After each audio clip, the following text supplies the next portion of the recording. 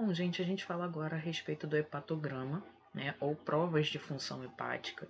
O hepatograma ele é o conjunto de exames que vai estar relacionado à avaliação das funções do fígado, né, como que o fígado está, se está funcionando bem, se não está.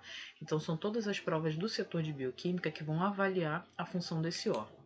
Só para a gente relembrar, né, uma coisa que vocês já viram lá em anatomia, o fígado ele é considerado um órgão anexo ao sistema digestório, né? Ele é considerado anexo pelo fato do alimento não passar, né, por ele durante o processo de digestão, mas ele é essencial no processo digestivo. É o fígado quem produz a bile, né?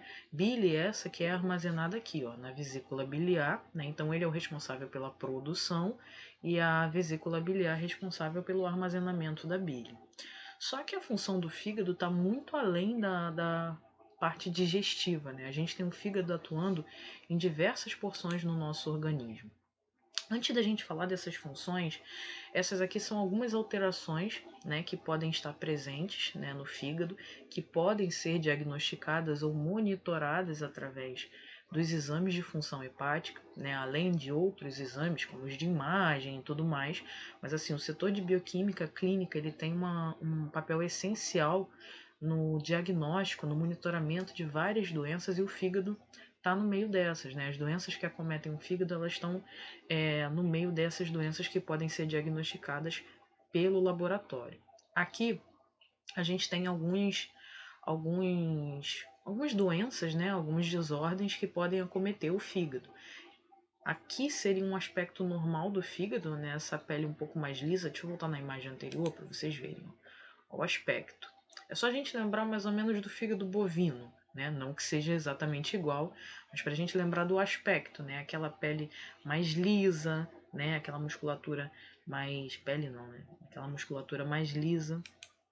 E como que pode ficar dependendo da desordem que está acometendo. Então, por exemplo, na necrose, né? Na necrose, você tem a morte daquela parte do tecido, parte né, desse órgão.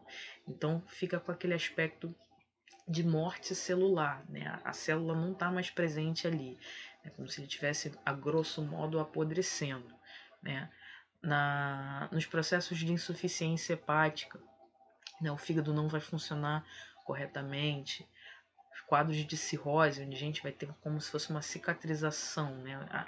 Entendam cicatrização como uma substituição do tecido original por um tecido modificado, né? Então, olha o aspecto que teria o fígado saudável ao aspecto do fígado cirrótico, né? Hepatite alcoólica, né? Esteatose hepática, câncer hepatocelular, adenoma hepático, né? Que é um tipo de tumor benigno, hiperplasia nodular regenerativa, né? Então, assim, são vários fatores, várias desordens que podem estar acometendo esse órgão e que o laboratório pode ajudar no diagnóstico. Como a gente falava, né, o fígado ele vai ter diversas funções no organismo, além do papel digestivo, né, além da produção da bile. Lembrando que a bile ela é produzida no fígado, armazenada na vesícula, mas ela atua lá no intestino delgado. Então ela é produzida num lugar, armazenada em outro e vai atuar em outro completamente diferente e é essencial na digestão das gorduras, tá? Então ele tem esse papel no metabolismo das gorduras. Ele recebe o sangue venoso do intestino, né, pela circulação porta, né? Ele tem um papel fundamental no metabolismo das drogas, né? E aí entendam drogas tanto quanto as ilícitas, né, para os usuários, quanto das drogas lícitas, né? Medicamento, álcool, né? Tudo é o fígado, né? E vai estar processando ali. Ele participa do catabolismo do M, né, que é o grupo da hemoglobina, tá? Metabolismo dos carboidratos. Lembra que a gente falou lá quando falamos sobre carboidratos, que o fígado ele armazena a glicose na forma, né, de glicogênio, armazena carboidratos na forma de glicogênio. Ele é o estoque, né, desse carboidrato no nosso organismo junto com a musculatura. Então ele tem ali um papel fundamental nesse metabolismo dos carboidratos. Ele participa da síntese de proteínas, como o caso da albumina, né? Participa do catabolismo de proteínas, participa do metabolismo de lipídios, a gente já falou, né, do metabolismo das drogas, do metabolismo dos ácidos biliares, né? Eu tinha um professor na faculdade que ele falava assim: se alguém te perguntar qual é o órgão mais importante do corpo humano, chuta o fígado que você tem uma grande chance de acertar. Por que ele falava isso? Porque normalmente a gente dá uma importância muito grande a cérebro e coração. Você pensa assim, se o cérebro parou de funcionar, morte cerebral, o organismo não está funcionando, e isso é considerado inclusive um fator de morte para aquele indivíduo. O coração parou, você não tem o sangue sendo bombeado, acontece a morte também. Só que todos os outros órgãos ali, eles têm uma importância gigantesca no funcionamento do nosso organismo. A gente não sobrevive sem o fígado. A gente não sobrevive sem os nossos rins. A gente não sobrevive sem o nosso estômago, de forma normal. Você tem até alguns casos aí raros, de algumas cirurgias onde foi feita, mas são casos raros. Cada órgão ali tem o seu papel. Então, dizer que um é mais importante do que o outro, até porque a gente vai ver que o problema em um determinado órgão desencadeia uma reação em cadeia e você vai ter problemas em todos os outros órgãos. Você tem uma compensação ali para tentar manter a homeostase no seu corpo. Então, ele está dentro dessas funções no nosso metabolismo extremamente importantes. E aí é onde a gente tem um grande problema, A gente falou ainda há pouco que o fígado ele participa do metabolismo de proteínas, de lipídios, de carboidratos, das drogas, tem uma circulação direta entre o intestino e ele, Então, assim, é um órgão extremamente importante do ponto de vista metabólico do nosso organismo. Ele faz parte do metabolismo digestivo em vários setores, não só no digestivo, como na produção da nossa principal proteína sanguínea, que é a albumina. Então, qualquer problema que acometa o fígado pode gerar um problema inimaginável no nosso organismo. E aí é onde eu entro com um questionamento para vocês, Quando a gente vai ao médico e solicita um exame de rotina, ou solicita exames de rotina, normalmente o médico passa pra gente hemograma completo, que vocês já viram que a parte bioquímica não está inserida nele, um EAS, que é o exame de urina, e um parasitológico de fezes. Aí, para dar uma incrementada no pedido, glicemia e perfil lipídico. Não que glicemia e perfil lipídico não sejam importantes, são. Hemograma também é importante, parasitológico também é importante, exame de urina também é importante. Eu não estou questionando a importância de se pedir esses exames, mas questiono não inserir os exames de fígado, os exames de rins, nos exames chamados de rotina. Por quê? A gente consegue avaliar muitas vezes um problema hepático pelos seus sintomas.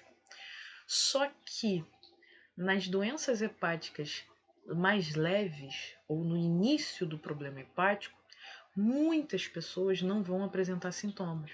Ou seja, se você faz um rastreio por um exame de rotina e acha uma alteração, pode ser que o seu corpo ainda não esteja manifestando o sintoma relacionado àquela alteração. Então você consegue descobrir o problema antes do sintoma aparecer, e talvez muito no iniciozinho, o que torna o tratamento, e se for um problema grave, a cura, muito mais fácil.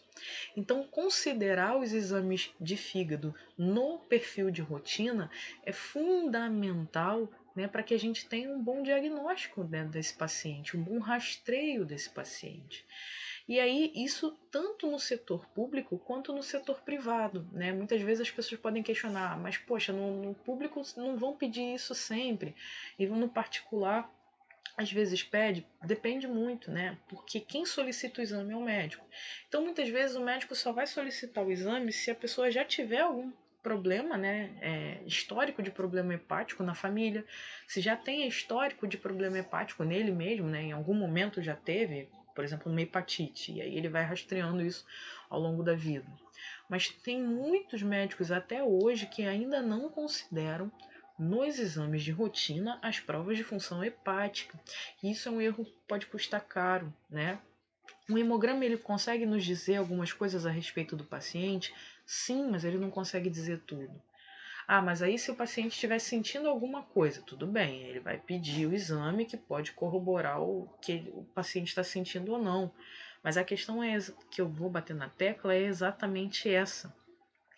Se o paciente não estiver sentindo, ele pode conseguir ser diagnosticado antes do sintoma aparecer no organismo, né? Antes do problema ficar maior. Então, a alteração bioquímica, ela consegue marcar o início do problema.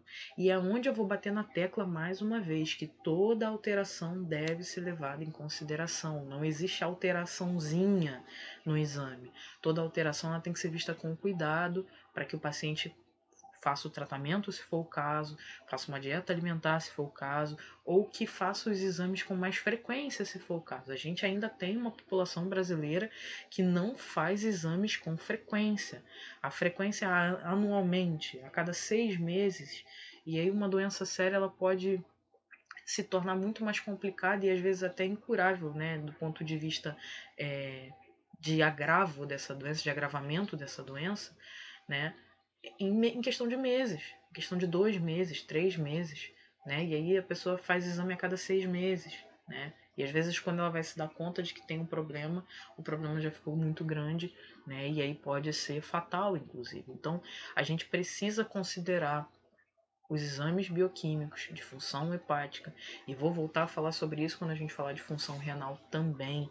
São órgãos extremamente importantes no nosso organismo do ponto de vista metabólico para serem ainda negligenciados quando se fala em exames de rotina, tá? Na doença hepática grave, né, quando o caso está ficando mais sério, normalmente começam a aparecer sintomas. Um deles é a icterícia. Icterícia é aquela característica de amarelamento da pele, né? Tanto da pele quanto da região do branco dos olhos, né? Um local também que pode sofrer com a icterícia. Outra questão é a formação de hematomas de forma muito fácil, né? Abdômen distendido, que é a ascite, e problemas no sistema nervoso central, tá? Então, podem ser manifestações na pele, no sistema nervoso, alterações gastrointestinais, formação de edemas e retenção de líquidos, né? Problemas glandulares, né?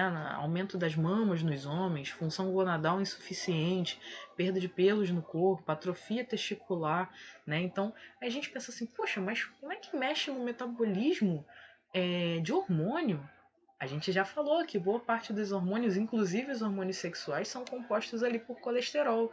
E onde é que o colesterol é produzido mesmo? Na forma endógena? No fígado. Então é um órgão que vai participar de tudo um pouco e que vai interferir, né, no funcionamento de tantos outros órgãos do nosso organismo. Então por isso a gente precisa levar em consideração. O hepatograma, então, né, que vai ser esse conjunto desses exames, ele vai fornecer tanto um perfil do funcionamento do fígado quanto das vias biliares, né, canal biliar e vesícula biliar, tá? E também pode ser chamado de prova de função hepática.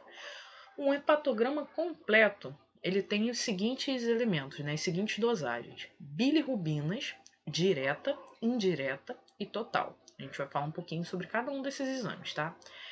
TGO e TGP.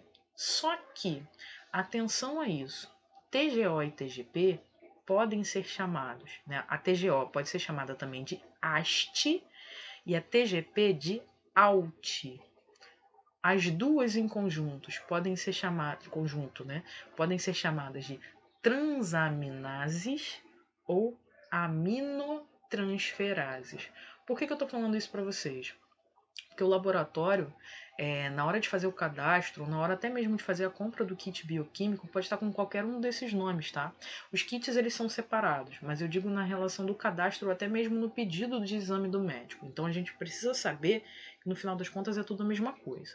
Então as enzimas juntas podem ser chamadas de transaminases ou aminotransferases. Aí eu parto para dois grupos: TGO, que é a mesma coisa que AST, e TGP, que é a mesma coisa que ALT. As siglas significam o seguinte, ó. AST significa aspartato aminotransferase. TGO é transaminase glutâmica oxalacética. ALT significa alanina aminotransferase. E TGP significa transaminase glutâmica pirúvica. A gente vai precisar ficar escrevendo esses nomes todos no laboratório? No laboratório vocês não vão precisar escrever, mas a gente precisa saber quem é quem, né? O que são TGO e TGP, AST e ALT, né? São enzimas. do fígado, marcadoras de atividade das células do fígado. Uma mais exclusiva, a outra nem tanto. A gente vai discutir isso mais para frente. Então, entender que AST e TGO são a mesma coisa é importante. Que ALT e TGP são a mesma coisa também é importante. Tá? Então, fiquem com esses nomes na cabeça e lembre-se que eles são sinônimos. Além dessas duas, a gente tem uma outra enzima, que é a fosfatase alcalina, e uma outra que é a gama-GT, ou GGT, que é a sigla para gama-glutamil transpeptidase, tá? Então, GGT, gama-GT, ou pelo nome completo, né, gama-glutamil transpeptidase. Um outro marcador hepático, né, que pode ser considerado hepático também é a albumina. Só que a albumina ela não é específica de função do fígado. A gente considera ela dentro da prova de função hepática porque ela é produzida no fígado. Mas eu posso usar a albumina tanto na prova de função renal, como marcadora de função renal, tanto no sangue quanto na urina, tá? E posso usar como marcadora de desnutrição também, porque ela é a principal proteína do nosso plasma. Então, a baixa concentração de albumina é considerada um problema no nosso organismo, um problema de nutrição, inclusive, também, tá? Então, assim, ela pode ser utilizada tanto para investigar problemas hepáticos, quanto problemas nutricionais ou renais. Então, se eu dosar somente a albumina e achar uma alteração, eu não consigo afirmar que o problema está no fígado. Eu vou precisar olhar os outros marcadores para ver.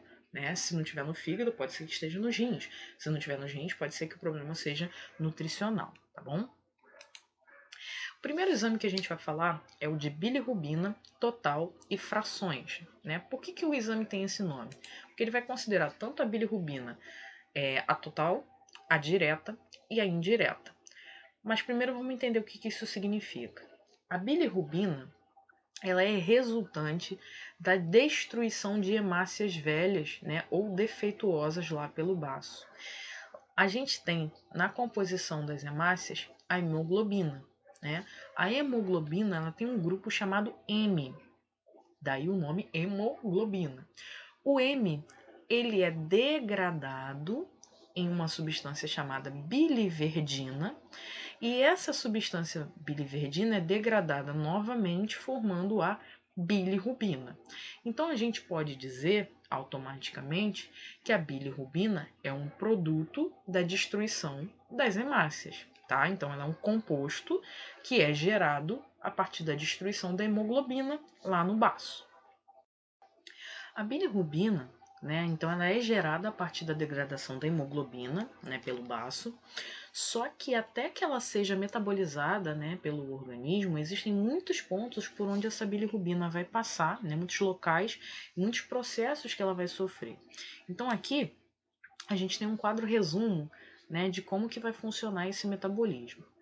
As hemácias elas vão ser destruídas lá no baço, e lá no baço então, deixa eu voltar aqui. Lá no baço então é gerada a bilirrubina. Lá no baço, então, vai ser gerada a bilirrubina. Deixa eu apagar aqui e deixar direitinho. Essa bilirrubina, ela vai então ser processada, passar pelo fígado, fazer parte da composição da bile e no organismo ela vai ser metabolizada, né, até seus produtos serem eliminados. Só que esse caminho, desde a formação no baço até a eliminação, ele passa por vários processos, né, onde vão sofrer transformações, né, e a partir dali ela ser eliminada pelo nosso organismo, porque como ela é gerada como resíduo de destruição, ela não pode ficar ali acumulada no nosso corpo. A gente não pode ter uma concentração tão alta de bilirrubina, já que ela é um resíduo de degradação da hemoglobina. Tá? Então aqui, ela foi produzida no baço, e a partir daí ela cai na corrente sanguínea, né, sendo transportada pela albumina do sangue. Então, essa bilirrubina do baço até o fígado, a gente vai chamar de bilirrubina não conjugada ou bilirrubina indireta. Vou colocar aqui, indi. Né? Então, ela é uma bilirrubina que foi gerada ali a partir da degradação da hemoglobina, se ligou à albumina que está presente no sangue, né, que já está circulando no sangue, e vai chegar lá no fígado. Esse caminho do baço até o fígado é feito pela bilirrubina não conjugada, né? A bilirrubina que está ali ligada à albumina, ou a gente vai chamar de bilirrubina indireta. No caso do exame, a gente se refere a ela como bilirrubina indireta, tá ok? Lá no fígado, ela passa a ser conjugada com o ácido glicurônico, tá? Então, essa conjugação da bilirrubina com esse ácido transforma essa bilirrubina aqui em bilirrubina direta. Então, recapitulando, do sangue, né, da formação ali do baço, percorrendo até a corrente sanguínea, percorrendo a corrente sanguínea até chegar no fígado, a gente tem a bilirrubina indireta. No fígado, quando ela se liga ali com o ácido glicurônico, ela passa a ser a bilirrubina direta, tá? Por isso que a gente tem a denominação de bilirrubina direta e indireta, tá? No fígado, ela vai ser processada, né, para fazer parte da bile, né? E ela segue o caminho, né? A gente já falou que a bile é produzida no fígado, armazenada na vesícula, e ela vai cair lá no intestino delgado. Então, ela percorre esse caminho aqui até chegar no intestino delgado, ainda conjugada, tá? No intestino delgado, ela vai se transformar numa substância chamada urobilinogênio, tá?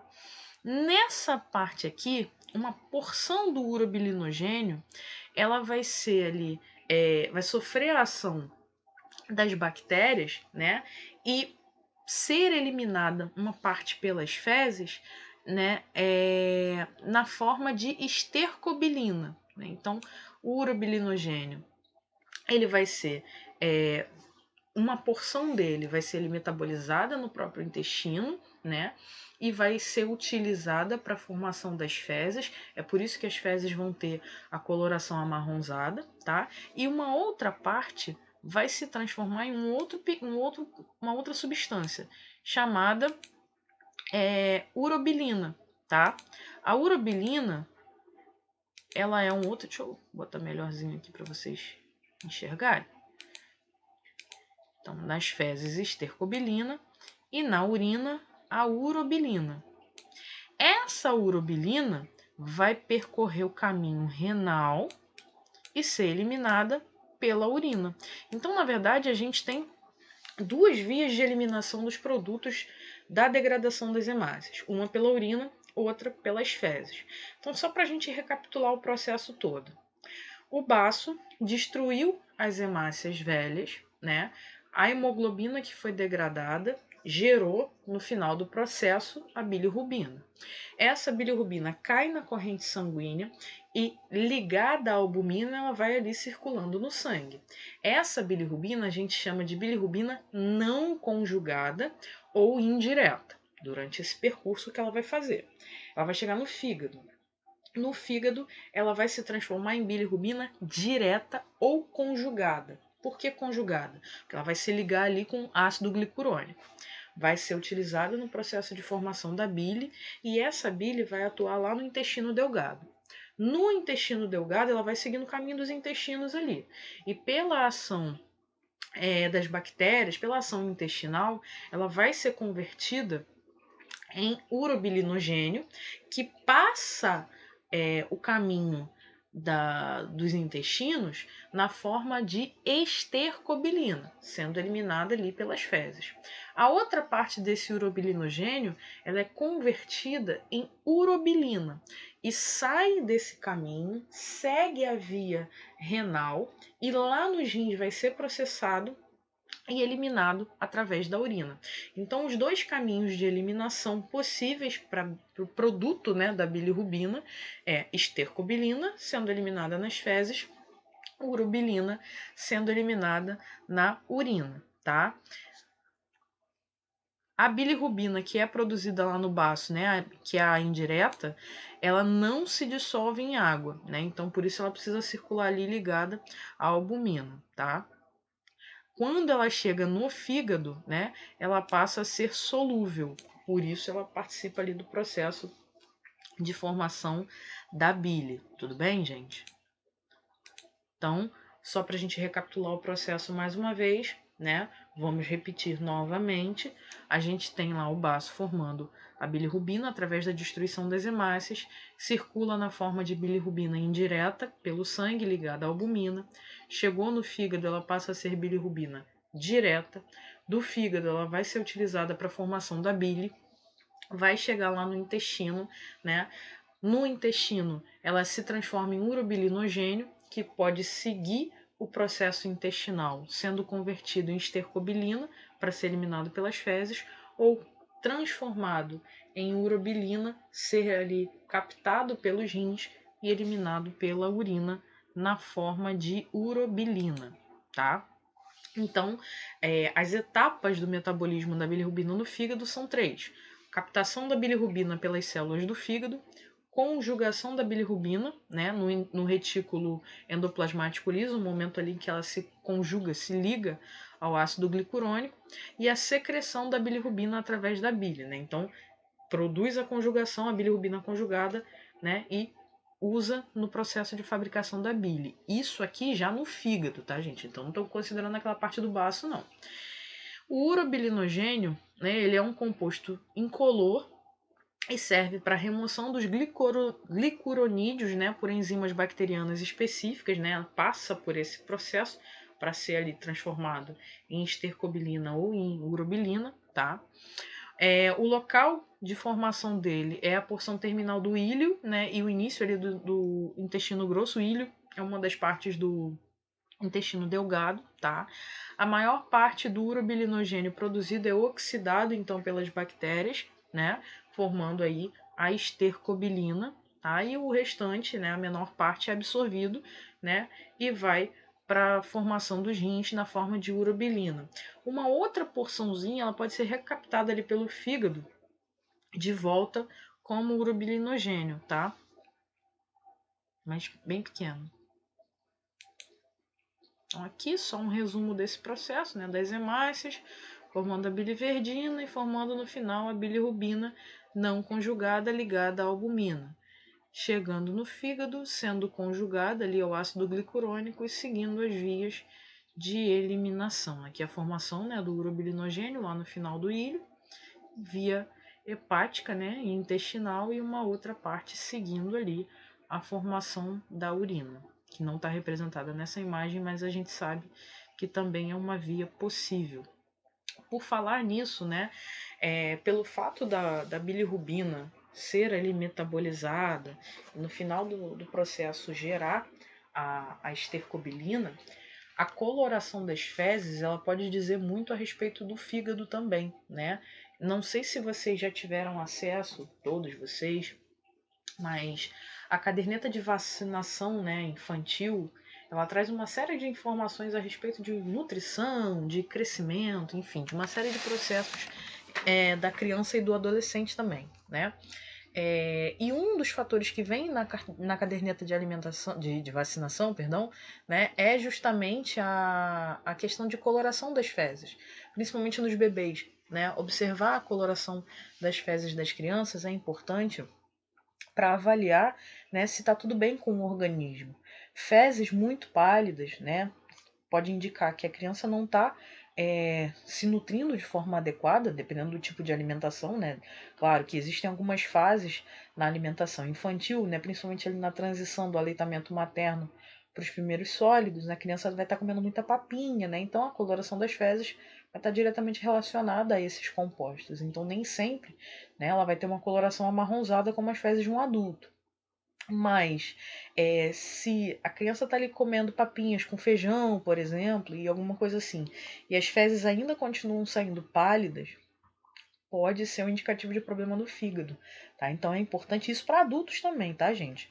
Tô falando da caderneta de vacinação porque é para criança, mas os adultos não fogem a essa regra também não, né?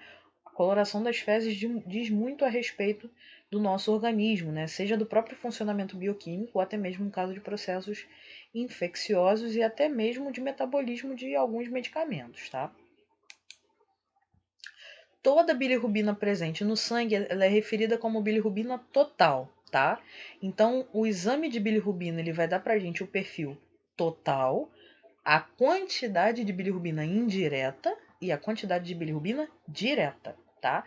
Por que a gente precisa saber da bilirrubina indireta e da direta? Não basta só a total.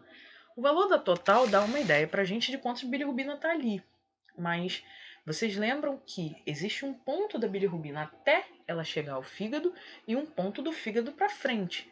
Então, avaliar qual é o tipo de bilirrubina que está alterado, pode ser uma, outra ou as duas, né? Enfim, é essencial para a gente ter o diagnóstico correto do paciente. Nem todo problema relacionado à bilirrubina está no fígado, né? Se for, por exemplo, na bilirrubina indireta, existem N outras causas para serem avaliadas e consideradas durante esse processo. E é isso que a gente vai começar a entender a partir de agora, tá?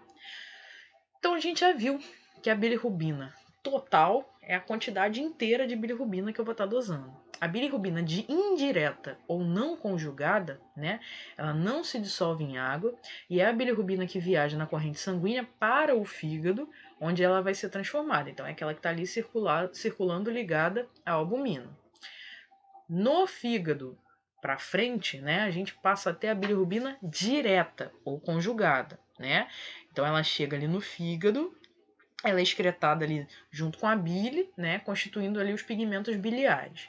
Essa substância então retorna à corrente sanguínea para ser excretada nas fezes.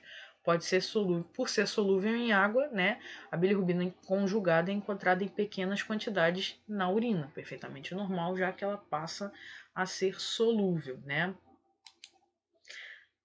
Isso faz com que a gente consiga encontrar presença de bilirrubina na urina também, né? Uma parte desse urobilinogênio que é produzido lá no intestino, ele é reabsorvido, né, e volta para o sangue. A maior parte é removida pelo fígado e uma pequena porção é excretada na urina, né, e que faz a coloração da urina, né, se tornar escurecida, marronzada, quase âmbar, né? E por muitas vezes espumosa também. O aumento do urobilinogênio na urina pode ocorrer na produção elevada de bilirrubina, no caso de anemias hemolíticas. A anemia hemolítica é uma anemia que você tem a destruição das hemácias, né? É uma anemia porque a concentração de hemácias vai diminuir. Hemolítica porque está acontecendo hemólise. As hemácias estão sendo destruídas. Ou por incapacidade do fígado de remover o urobilinogênio reabsorvido em situações de hepatites e cirrose, né? Então, o fígado, por não estar funcionando direito, ele não consegue fazer a remoção desse urobilinogênio, ele não consegue metabolizar o urobilinogênio, tá? E aí, a via de excreção, já que isso não pode ficar sendo acumulado à torto e à direito no organismo, vai ser a urina também, tá? Pode se apresentar elevado também em quadros de desidratação e de febre, né? Porque aí vai mexer com o metabolismo do organismo inteiro. Então aqui, por exemplo, a gente tem um quadro, né? Aqui uma amostra de urina praticamente âmbar, né? Marrom, escuro, por conta da concentração de bilirrubina elevada. Esses quadros aqui com urina mais espumosa, eles podem acontecer também na elevação do urobilinogênio, mas eles são muito mais comuns com concentração de proteínas na urina, principalmente a albumina, tá? No sangue, né? No sangue, o preparo do paciente para o exame de bilirrubina, ele envolve um jejum, né, de 4 horas para adultos, para crianças normalmente não é necessário. Pode haver necessidade de se evitar alguns medicamentos que podem ali afetar os níveis de bilirrubina, né? E aí só o médico pode interromper esses medicamentos. Não há interrupção de medicamentos por conta própria, tá? E aí percebam o seguinte: a gente tem que ter uma questão de preparo de amostra diferenciada para dosagem de bilirrubina. Eu posso usar soro ou plasma, tá? Só que, se for plasma, tem que ser com heparina, tá? E no soro, eu não posso ter hemólise.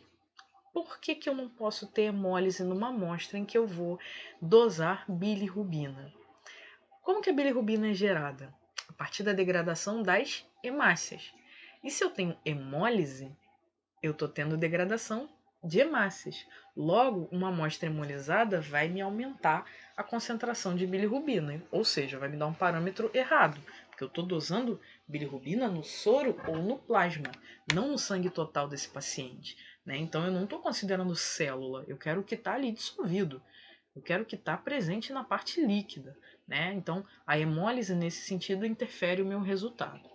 Outro ponto em questão.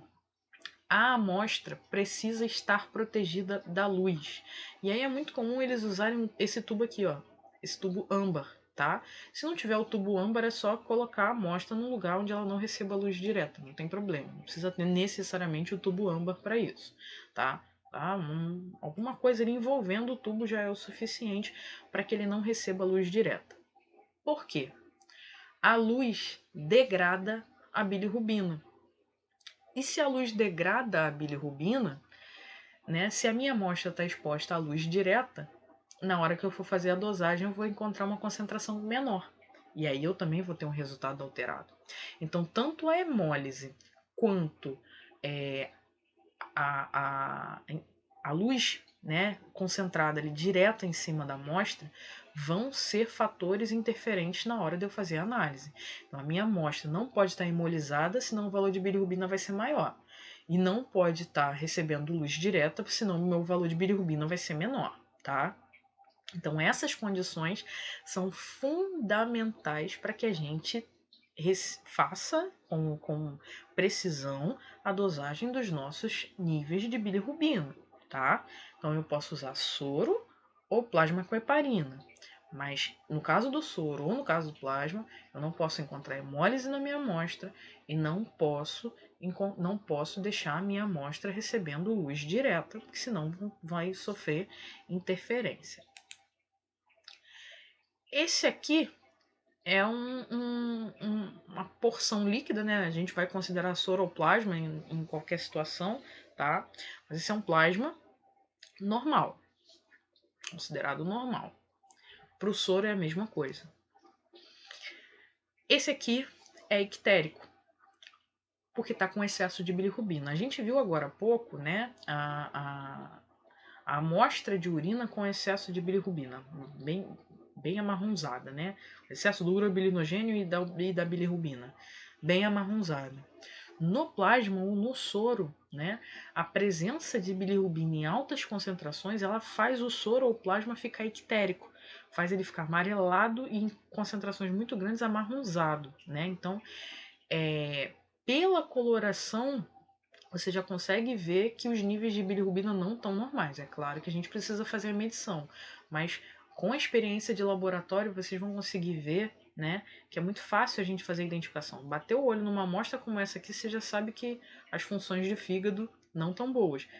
E detalhe, né, como eu disse a vocês, pode ser que uma prova de fígado não tenha sido solicitada numa situação enquanto essa, né? E aí, o que a gente faz? Se eu estou ali de repente usando plasma para fazer uma outra dosagem qualquer e encontrei um plasma ictérico, o que eu faço? Reporta isso de alguma maneira, né, no laudo, como o soro ictérico, né? E aí o médico, né, vai olhar isso e solicitar um exame de fígado em outro momento, né? Seria o ideal que isso acontecesse, né? Não pode deixar uma informação como essa passar batido como se estivesse tudo bem nesse paciente, porque não está. Vamos para dosagem de bilirrubina, tá? Vão ter alguns kits diferentes, tá? Existe kit que vai calcular ali, vai dar pra gente os valores de bilirrubina total e de bilirrubina direta. E aí você precisa calcular a indireta. Tem kit que dá o valor de bilirrubina direta e indireta. E aí você soma os dois valores para dar a total, tá? Então vai diferenciar um pouquinho de um laboratório para outro, tá? Mas normalmente é mais comum, né, se dosar a total e a direta. Essa aqui é uma das metodologias, né? Essa é a de Sinshorn, né? Então a bilirrubina ela é dosada através de reagentes específicos, né? Uma reação de acoplamento com ácido sulfanílico, né? Diazotado, para formar um complexo ali que vai adquirir uma coloração avermelhada. Então, nesse kit, por esse método, a coloração esperada na hora de executar a reação é avermelhada ali, tá? A bilirrubina total, que é ali as duas juntas, ela é dosada na presença de um acelerador, né, que é formado de cafeína e benzoato, que vai permitir ali a solubilização dessa bilirrubina não conjugada. A direta é dosada em meio aquoso, então o próprio kit já faz a separação de duas frações de bilirrubina, tá? Então, como que a gente faz ou como que a gente avalia isso em um laboratório? Vai depender de como que o meu laboratório está fazendo essa dosagem. O ponto que é chave para a gente é o seguinte: se eu quero descobrir o valor de bilirrubina total e o meu laboratório dosa direta e indireta, o que eu preciso fazer é somar os dois.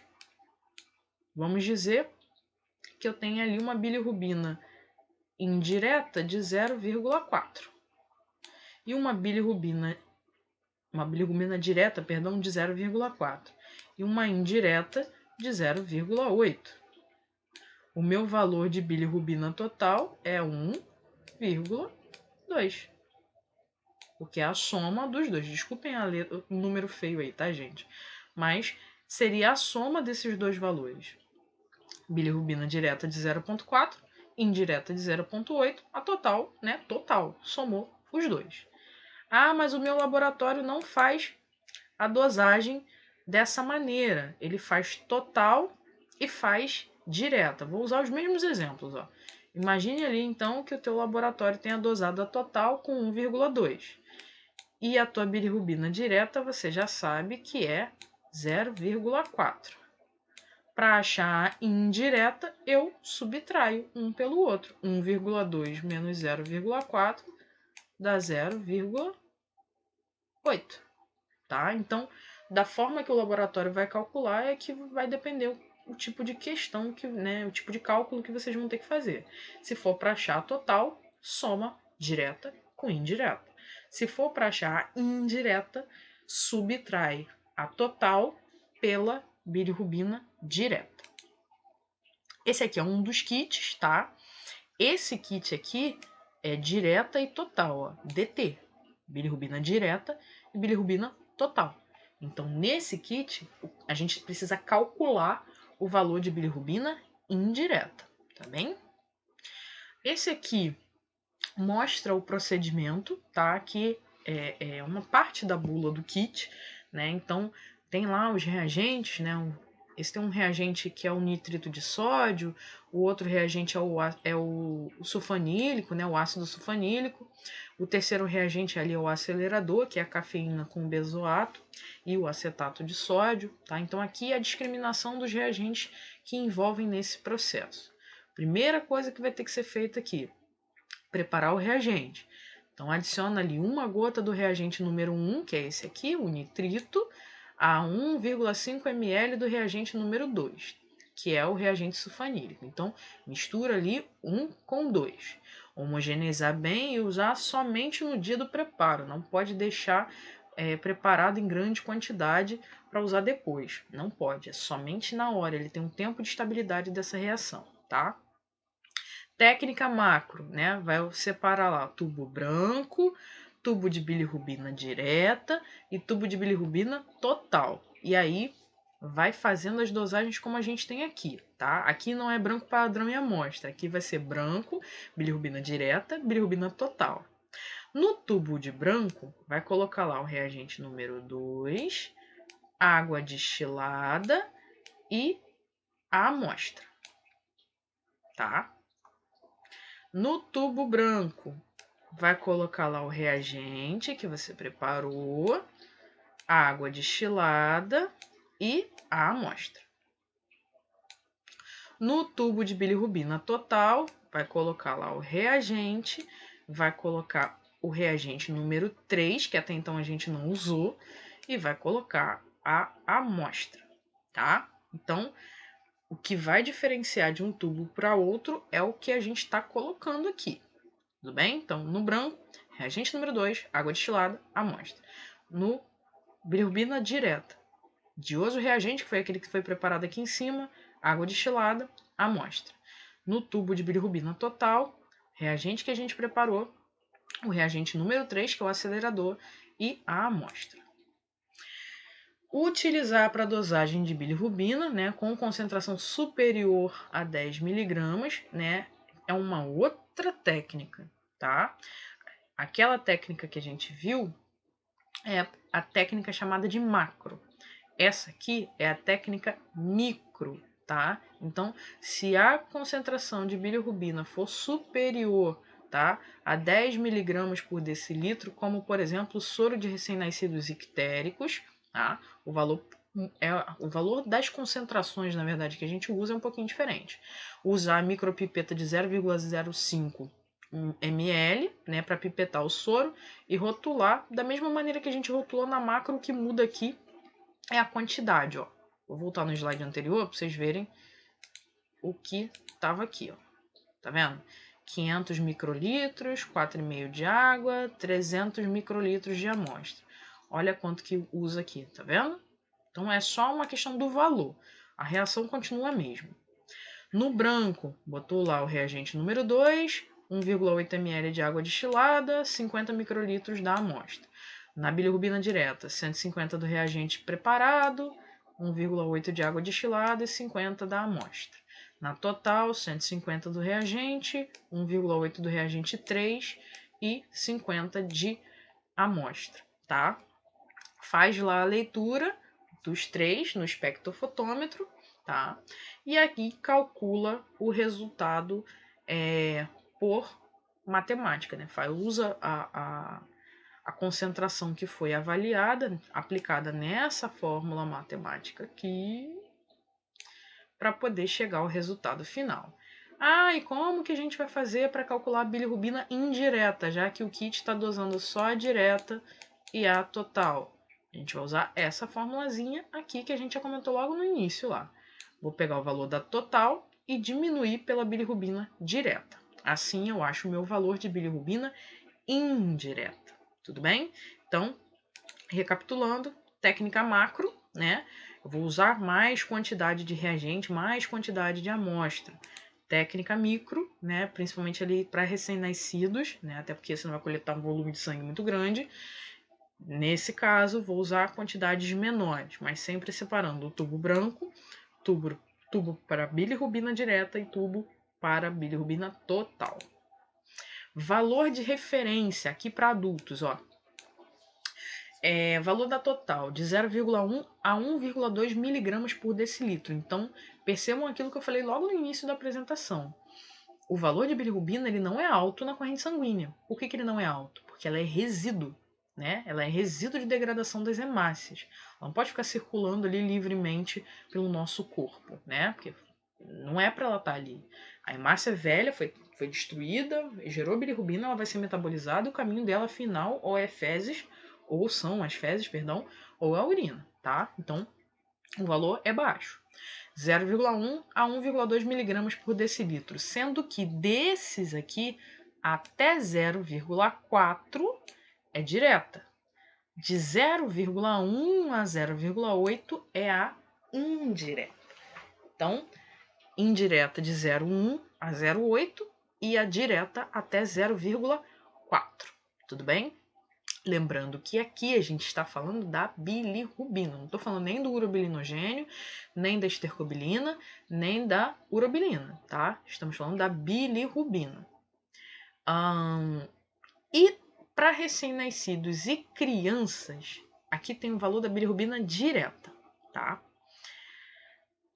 Para 24 horas até 8,8, no segundo dia de nascido 1,3 a 11,3, no terceiro dia 0,7 a 12,6, quarto ao sexto dia 10,1 a 12,6, cerca de um mês ali, cai, ó, os valores de referência passam a 0,2 a 1, né? Neonatos e crianças 0,4 miligramas.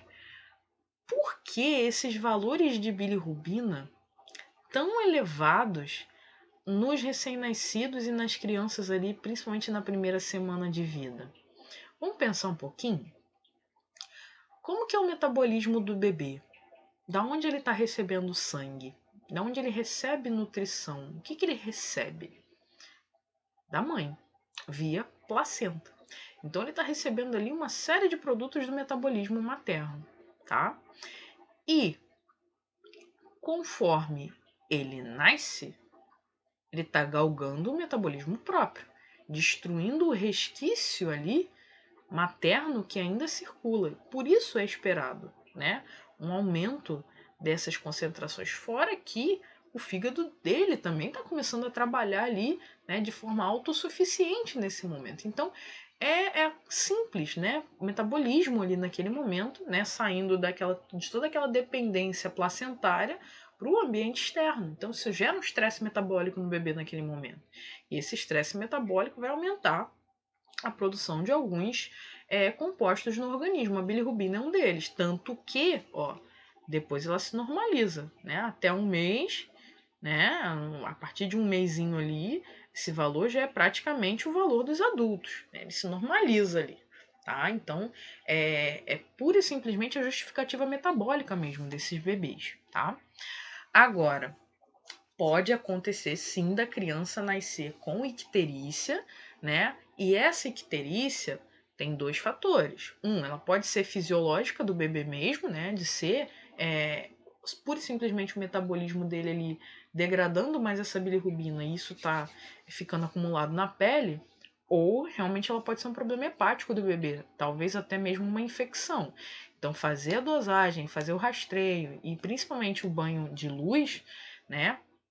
É o que vai, junto com o rastreio bioquímico, é o que vai fazer a diferença, né? É o que vai monitorar esse bebê para dizer se a icterícia dele é fisiológica do nascimento ou se é patológica, né? Ou se é o caso, por exemplo, de uma infecção, um problema hepático que o bebê já venha apresentando, tá? Significado clínico da bilirrubina elevada, né? A bilirrubina se eleva no soro na presença de lesões no fígado, obstrução biliar ou quando a velocidade de destruição das hemácias está aumentada. Tá? O aumento da bilirrubina indireta é observado na síndrome hemolítica, icterícia neonatal e em síndromes hepáticas. Tá?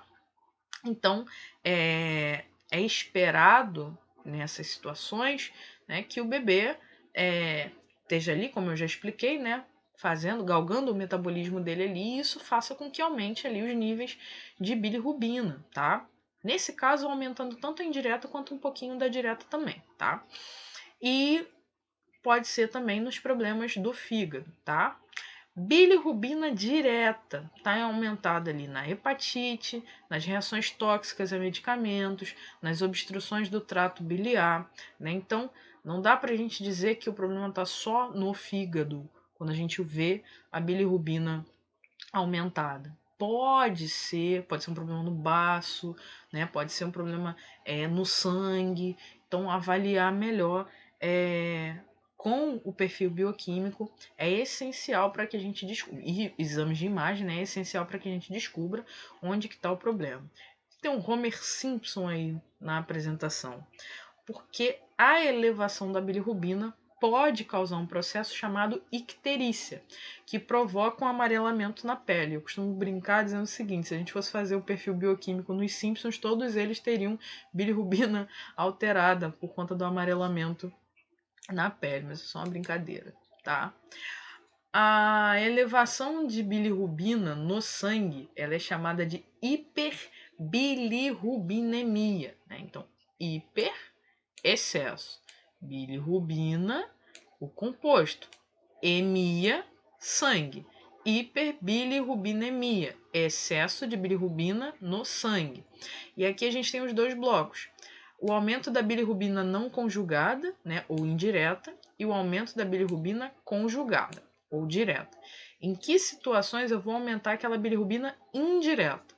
Pode ser um aumento da produção da bilirrubina provocado por hemólise, né, destruição do sangue. Se eu estou destruindo o sangue, se estou destruindo hemácias, né, perdão, eu aumento a produção de bilirrubina.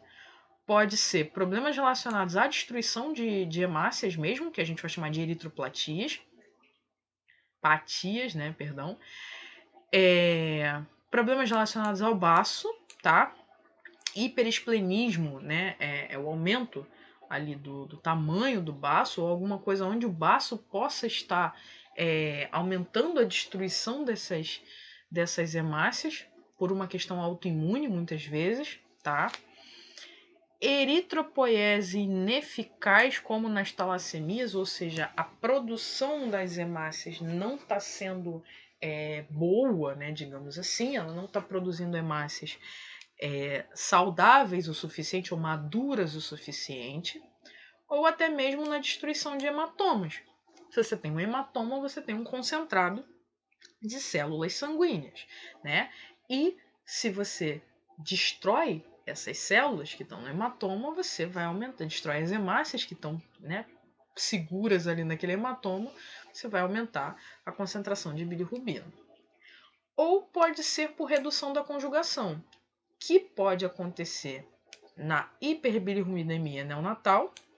Você não tem ali a conjugação do fígado e isso vai aumentar os níveis de bilirrubina indireta no jejum e em síndromes mais raras, né, como a síndrome de Gilbert e a síndrome de Crigler-Najjar, tá? Ou Najjar, como vocês prefiram mencionar. Bilirrubina conjugada ou direta. Aí, normalmente, o problema está no fígado ou nas vias biliares. Pode ser hepatite, pode ser doença colestática, pode ser distúrbios do metabolismo do fígado, e aí algumas mais raras, né? Síndromes mais raras ou problemas relacionados mesmo ao metabolismo hepático, tá? Então a gente tem aí como síndromes raras a síndrome de Dubin-Johnson, a síndrome de Rotor, tá? E as colestases, tá? Aqui, colestase, na verdade, acontece quando você tem a diminuição ou parada mesmo do fluxo de bile do fígado, tá? Então, quando pode acontecer ali uma infecção, cálculo, câncer ou qualquer coisa que faça com que esse fluxo de bile pare, tá? Então, pode ser uma causa benigna, né, sem problemas mais severos, como um tumor.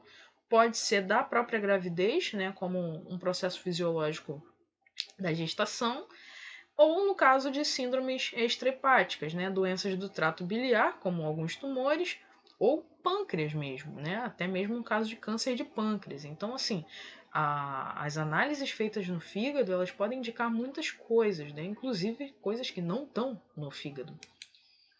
E aqui a icterícia, né? Toda vez que a bilirrubina total tiver maior do que 2, né? Lembrando que o valor de referência para adulto é até 1,2, o paciente costuma apresentar-se com icterícia, pele e olhos amarelados, que é a manifestação clínica da deposição de bilirrubina na pele. Então acontece isso aqui, ó. Olha essa condição, olha a região branca dos olhos, que a gente praticamente nem vê mais o branco, só vê o amarelado. Isso é causado ali pela deposição da bilirrubina, tá? E aí a gente tem o seguinte, normalmente os valores que a gente considera é esse aqui, ó. De 0,1 a 1,2 é o valor normal. Daí em diante, a gente já considera hiperbilirrubinemia, tá? E aí entre 2 e 2,25, né? Vai ter alguns autores vão considerar a partir de 2, outros a partir de 2,25, mas fica ali em torno do 2, né? Dali para frente é onde a gente observa a icterícia. Então, o valor passou de 1,2, a pessoa está ictérica? Não, ela está com hiperbilirrubinemia. Passou ali de 2, 2,25, aí sim ela começa a ficar ictérica. Isso é uma variação um pouco individual, tá? Tem pessoas que às vezes vão se manifestar um pouquinho antes, outras um pouquinho depois, e é por isso que esse valor de referência ele ainda é um tanto quanto discutido. No recém-nascido, né? A criança fica ictérica quando a formação de bilirrubina é maior do que a capacidade do seu fígado de metabolizar. Seu acúmulo acima do limite é extremamente tóxico para o sistema nervoso, podendo causar lesões graves e irreversíveis. Ela pode ser fisiológica, né, devido à característica do próprio bebê, que começa ali, está processando, galgando aquele metabolismo próprio, tem que destruir ali as hemácias que estão circulando na corrente sanguínea, né? Surge ali entre o segundo e o quarto dia de vida e desaparece ali logo na primeira ou na segunda semana, mais tardar. Crianças prematuras, né? E aí vão levar mais tempo se o bebê recém-nascido dentro do tempo já vai ter um metabolismo lento ali. O recém-nascido prematuro, mais lento ainda, tá? Pode ser do leite materno, tá? Em bebês alimentados ao peito pode acontecer causa de substâncias que reduzem a excreção intestinal da bilirrubina, né? Começa geralmente ao redor dos 4 a 7 dias de vida e pode durar de 3 a 10 semanas. Então aí a importância de prestar atenção no que se come e o que se vai para o leite, né? Então, por isso também prestar atenção nas fezes do bebê. Se percebe a icterícia da mesma maneira, né? O bebê ficando ali com a pele amarelada, com os olhos amarelados. E o grande problema da icterícia nos bebês é que ela pode se mover na corrente sanguínea e se depositar nos corpos cerebrais, né? Provocando problemas no sistema nervoso central. Para que isso não aconteça, né, se recomenda o banho de luz, né? Se a icterícia atingir níveis mais altos, a fototerapia, né, que é o banho de luz, pode ser necessária. Também podem ser recomendadas alimentação mais frequente para ajudar a criança a eliminar a bilirrubina pelas fezes, né? E em alguns casos o médico pode pedir para interromper a amamentação temporariamente, se for do leite materno. Em alguns casos, uma troca de sangue pode ser necessária para eliminar o excesso de bilirrubina do sangue do bebê. Então, nos casos mais graves, até mesmo transfusão vai precisar ser feita, tá? Aqui, ó, o bebezinho com banho de luz, né? Porque banho de luz degrada a bilirrubina. Vamos falar agora de TGO e TGP, né? Que são duas enzimas ali marcadoras da atividade do fígado. A gente já falou, né, que elas podem ser chamadas em conjunto de transaminases ou de aminotransferases. São enzimas que estão presentes dentro das células e são as responsáveis pela metabolização de algumas proteínas, tá? Então a gente já viu que a TGO, ela também pode ser chamada de AST e a TGP também pode ser chamada de ALT, tá? Então TGO ou AST, TGP ou ALT. Grande quantidade dos hepatócitos, né, as células do fígado, elas vão apresentar-se em grande quantidade nessas células presentes ali, e toda vez que uma célula que tenha essas enzimas sofre lesão, elas vazam para o sangue. Então, elas são marcadoras de lesão celular. Vão aumentar a concentração de TGO e TGP no sangue à medida que as células sofreram algum tipo de lesão e se romperam. Então aqui as enzimas ficam ali dentro e elas só vão ser encontradas em grande quantidade na corrente sanguínea à medida que uma lesão grande tenha acontecido. Aqui, mesma coisa, ó. Um esqueminha representando TGO e TGP dentro do hepatócito, que é a célula do fígado. Quando acontece uma lesão, TGO e TGP vão vazar ali para a corrente sanguínea e elevar a sua concentração.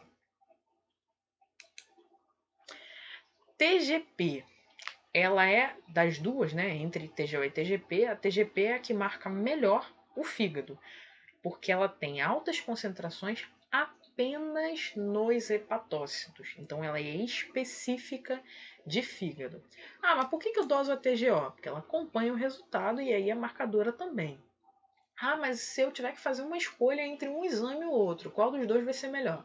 TGP, que ele é específico de fígado. Se você está querendo avaliar fígado, né, TGP é a específica para ele, porque só é encontrada no fígado. TGO, ela marca a atividade do fígado? Sim, mas ela não é só do fígado. Ela marca a atividade de mitocôndrias, né? Ela está bem presente também na hepatite alcoólica, mas ela está presente também na musculatura cardíaca. Lá nos primórdios da humanidade, TGO foi até correlacionada à ocorrência de infarto. Hoje não mais. Ela até pode se elevar também no infarto, já que ela vai marcar lesão, está presente na musculatura cardíaca, ela vai se elevar.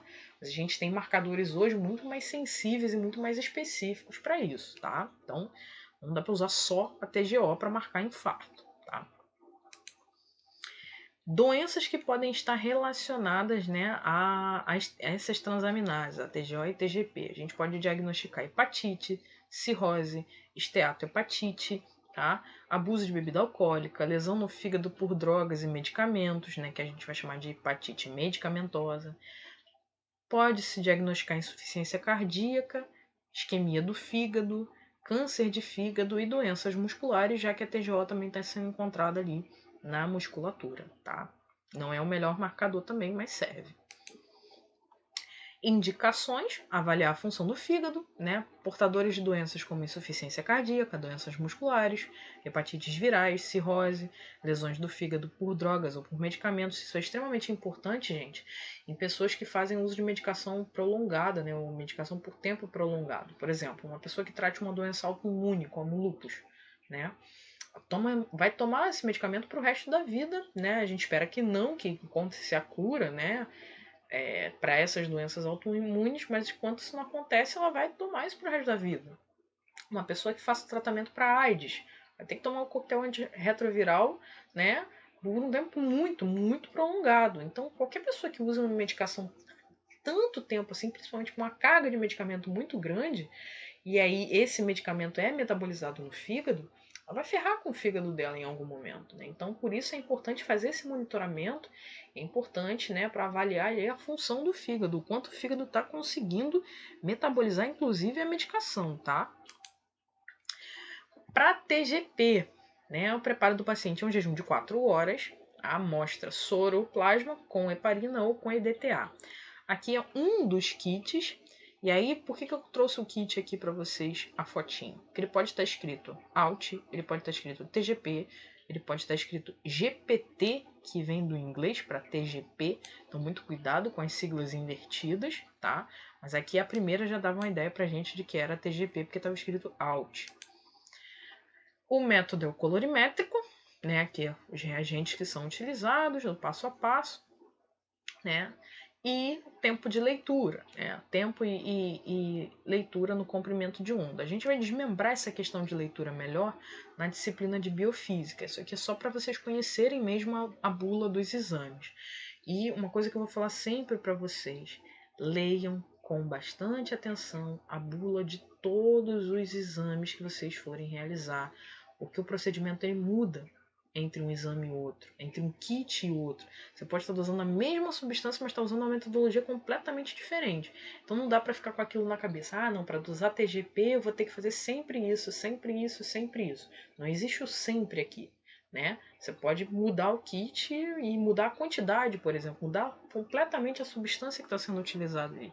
Por isso é importante fazer a leitura de bula. Então aqui a gente tem só um resumão, o substrato, o quanto que vai usar, incubar o substrato a 37 graus por 3 minutos, colocar a amostra, homogeneizar e incubar, adicionar um reagente de cor, homogeneizar e deixar em repouso, né, por 5 minutos a 56 graus.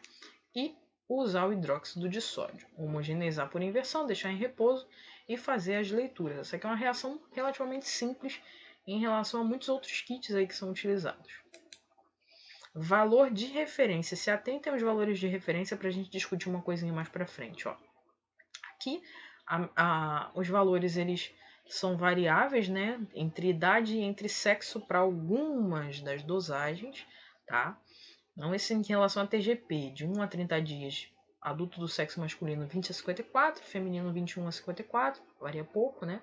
E aqui vai mudando, ó, 1 a 6 meses 26 a 55, né? Vamos para os adultos, aqui normaliza.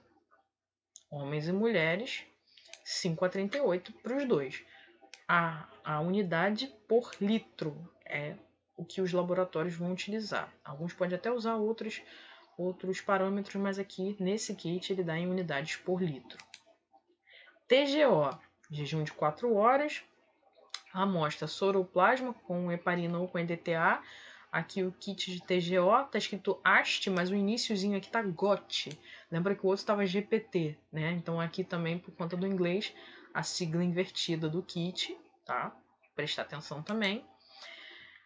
Método também colorimétrico, nesse caso, ó, substrato de TGO, incubar, colocar a amostra, homogeneizar e incubar a 37 graus por 30 minutos, adicionar o reagente de cor, homogeneizar e deixar em repouso por 20 minutos, a temperatura ambiente ou por 5 minutos a 56 graus e usar o hidróxido de sódio, homogeneizar por inversão, fazer a leitura, tá? Valor de referência, também diferente, ó, em relação à idade e para os adultos homens. Sexo masculino 11 a 39, mulheres de 10 a 37. Se lembrem que o outro era 5 a 38, ó, 5 a 38 e aqui 11 a 39 para homens, 10 a 37 para as mulheres. Olha os valores que a gente pode encontrar dependendo da doença hepática. Tanto para TGO e para TGP, tá, gente? 1.000 a 3.000 unidades. Hepatites virais graves. Então, o valor de referência era até 38, até 39. 1.000 a 3.000. É um valor extremamente alto que pode ser encontrado nas hepatites mais graves. 1.000 a 2.000, fase aguda de obstrução biliar.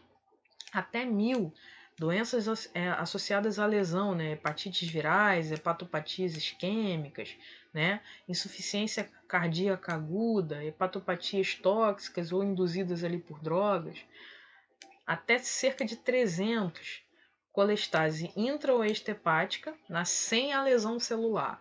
Então é um quadro já complicado, mas não tão complicado. Entre 50 a 200, hepatopatias crônicas, né, como cirrose, né, alguns tumores. Uma outra coisa que pode alterar também os níveis de TGO e TGP é a gravidez, tá, gente? Normalmente esses valores ali dobram, né, atingem um dobro em relação aos valores de referência. Isso é fisiológico da gestação. Só precisa prestar atenção se esses valores ultrapassarem o dobro da referência. Aí pode indicar que a gestante está tendo algum problema, né, relacionado ao fígado, pode estar correlacionado ali a casos de elevação de pressão arterial, e isso está comprometendo inclusive a atividade hepática, né? Então tem que prestar atenção para que avalie a saúde dessa gestante, podendo estar inclusive ali associada a quadros de pré-eclâmpsia, tá? Então é importante avaliar. E para a gente fechar essa parte de hepatograma, a gente vai falar um pouquinho da fosfatase alcalina e da gama-GT, tá? Fosfatase alcalina e gama-GT estão um pouco mais relacionadas às vias biliares, né? Então são marcadores de vias biliares, não só delas, mas melhor delas do que do fígado propriamente dito, tá? Vão se elevar, né, no sangue também com lesões nessas vias biliares. A fosfatase, ela não é exclusiva do fígado, não é exclusiva das vias biliares, ela está presente em praticamente todos os tecidos do organismo, principalmente nas membranas dos rins, dos ossos, da placenta, do trato intestinal e do fígado. Ou seja, fiz uma dosagem do hepatograma, deu fosfatase alterada, só a fosfatase, e muito alterada. Fiz ali um exame de imagem, o fígado tá bom. Isso significa dizer que o problema está no fígado? Não. Olha onde a gente tem fosfatase alcalina, olha tantos outros lugares onde a gente tem a fosfatase. Precisa pesquisar onde é que está a origem do problema, tá? Então, portanto, a fosfatase alcalina encontrada no soro é resultado da presença de diferentes isoenzimas originadas em diferentes órgãos, tá? Predomina a fração óssea e a fração hepática, ou seja, se você encontrou alterada, existe uma grande possibilidade de o problema estar no fígado ou nos ossos. Mas precisa, se só fez esse exame, precisa de outros exames ali para investigar onde é que está o problema. Na prática clínica, a grande utilidade está na investigação de doenças hepatobiliares e nas doenças ósseas que cursam o aumento da atividade osteoblástica, tá? É totalmente excretada pela bile. Para fazer a dosagem de fosfatase, o jejum de 8 horas, posso usar soro ou plasma com heparina e também tem que estar livre de hemólise. O método é o colorimétrico, ali a gente vai usar um substrato, vai usar um sistema tampão, solução padrão, aqui a separação, né, de branco padrão e amostra, incubação, tá? Na amostra, adicionar ali a quantidade, né, do soro ou do plasma depois desse período de incubação, homogeneizar e adicionar um reagente de cor. Então aqui você não faz a dosagem direta como a gente via em outros exames. Vai fazer o seguinte, separou lá tubo de branco, tubo de padrão, tubo de amostra.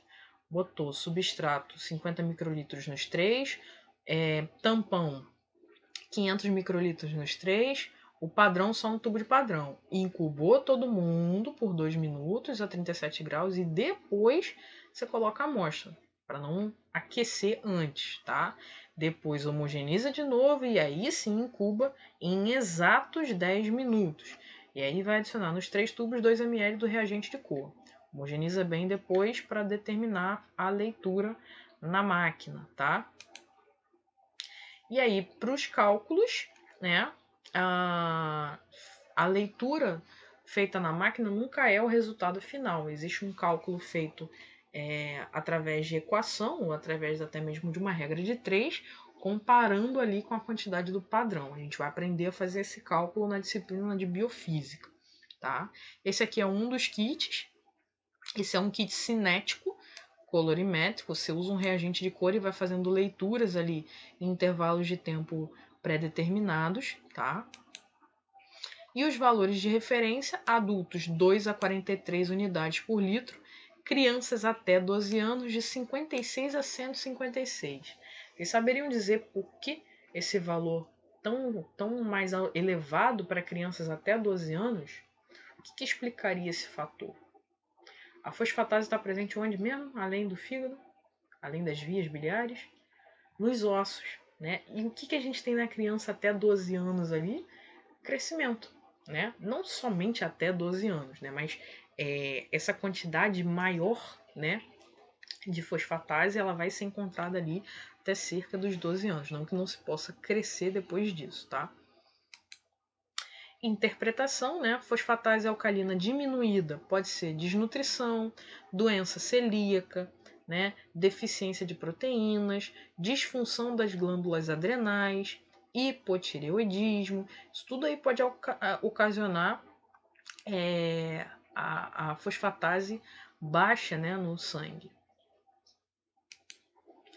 Fosfatase alcalina elevada, colestase, câncer de pâncreas, hepatites virais, mal de Paget, tumores ósseos, hiperparatireoidismo, osteomalácia, raquitismo, insuficiência renal crônica.